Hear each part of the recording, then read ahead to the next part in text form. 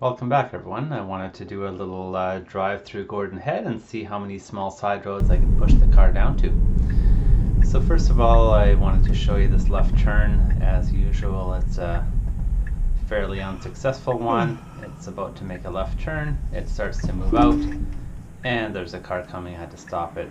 Clearly should have seen that. So in my scorecard, I've shown that left turns pretty consistently fail on the current build. So from here on out, I've got double speed video through Gordon Head, just trying to push it through as many little side roads as I can. I've left the sound in this time just for fun. It sounds kind of neat just listening to the car as it's going through the small streets here. Lots of stops and goes and turns, and enjoy the video. I'll point out a few interesting pieces as we go along here. So the streets were pretty quiet tonight, so this is mostly about navigating the streets themselves, not so much about traffic. You'll notice on the left side of the screen I've got the same little symbols on there as I have in the scoring sheet in the center of the screen. So what I do during the drives is I point at those to remind myself when to increment the score on the scoreboard in the editing afterwards.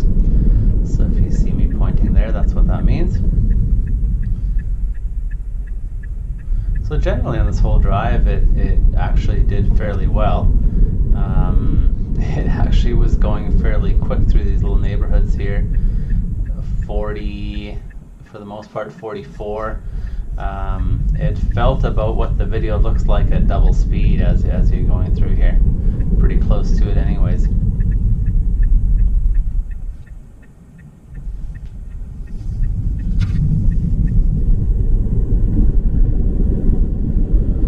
I just kept trying to add some more interesting pieces because, of course, the Google Maps engine that this relies on for navigation directions always tries to find the easiest and straightest route. So I was trying to push it onto some fun twists and turns just randomly here. Some of these corners, it came in incredibly fast. Here there's some pedestrians at this next left here. The car did see them and was slowing down for them, and then because they weren't crossing it, decided to proceed.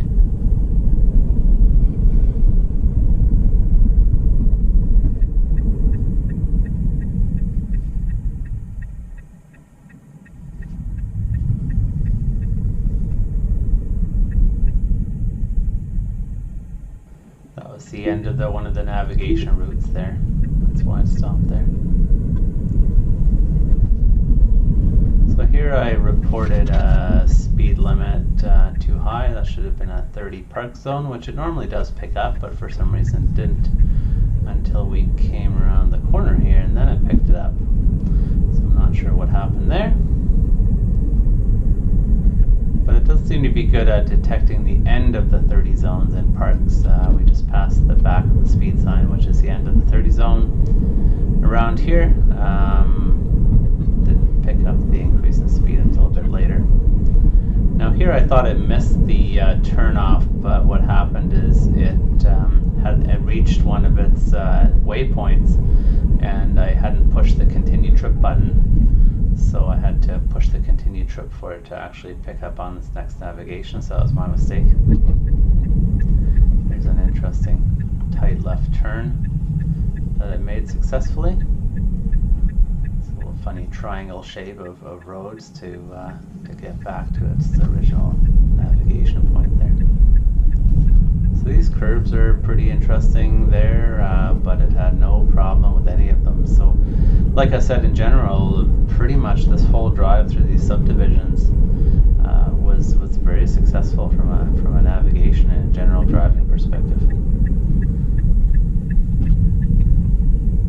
This kind of thing with cars parked very, very smoothly moves into the center of the road and goes around them.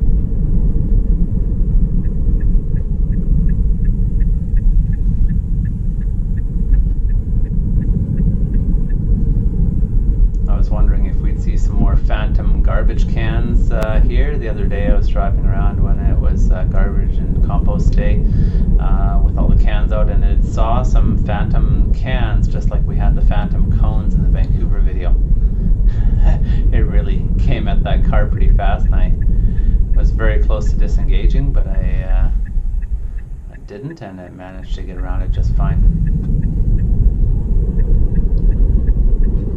So here we're going down some very, very tight roads towards the water that don't have any center lines, at times anyways, which it struggles with a little bit,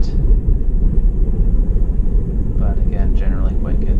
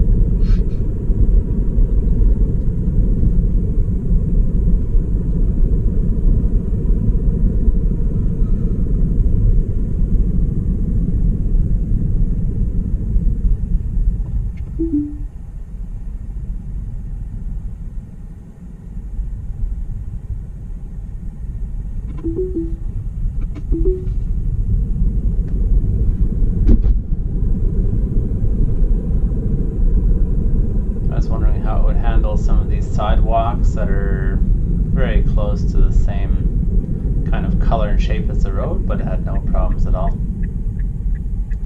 I guess they're parking areas in some cases rather than sidewalks.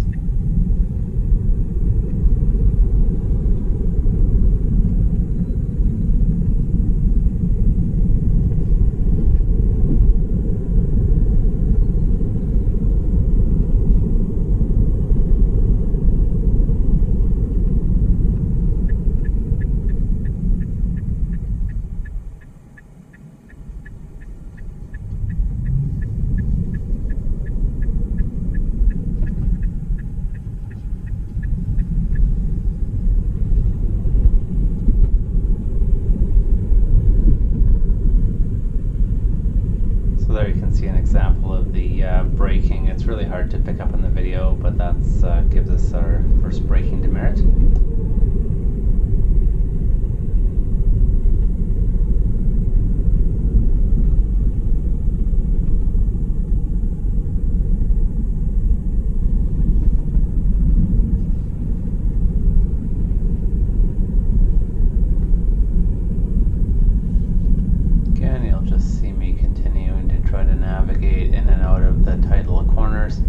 Unfortunately, we ended up in a dead-end road here where I had to turn around manually.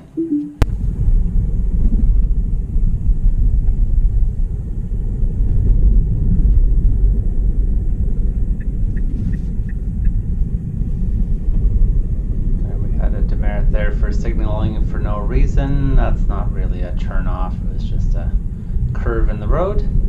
So fairly minor things, of course, those types of things, but it's still interesting, I think, to try to track them and see how it improves those minor details. Signaling isn't so much of a problem, but the braking really is quite annoying.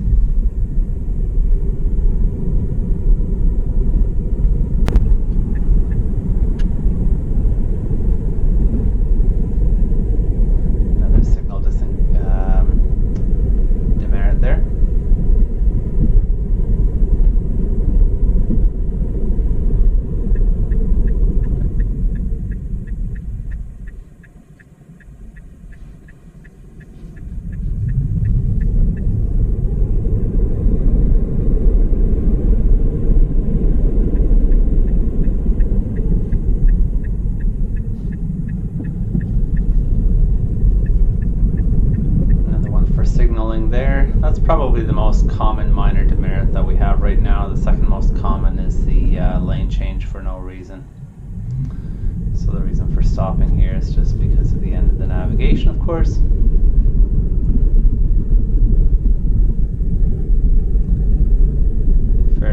Did a fairly good job of maneuvering around those people that were getting out of their vehicle.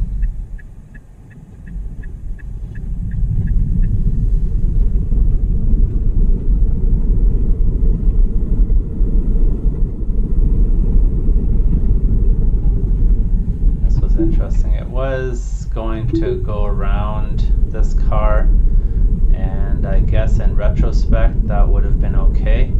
I thought they were going to go, so I actually disengaged it. I won't give it a demerit for that. It probably would have been fine to go around.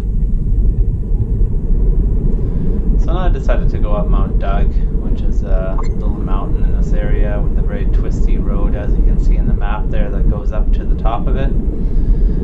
Let's see how it does here.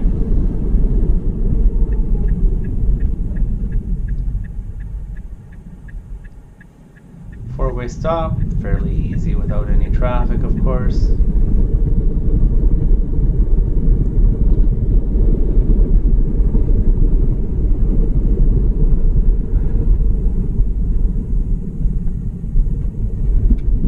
We had another braking demerit. I think that might have been for those flashing yellow lights. But it didn't need to slow down.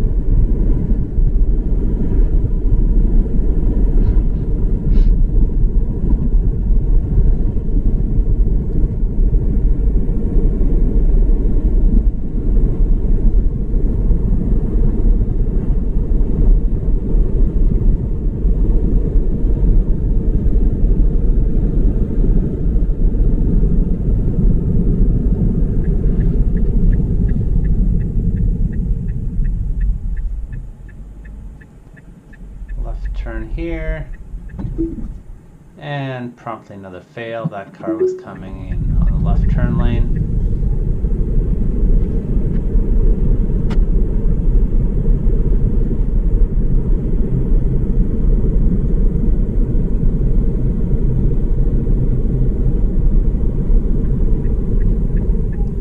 So here we are turning into the road that goes up Mount Doug. Here we have a really interesting scenario. I'll slow the video down to single speed again for a minute here.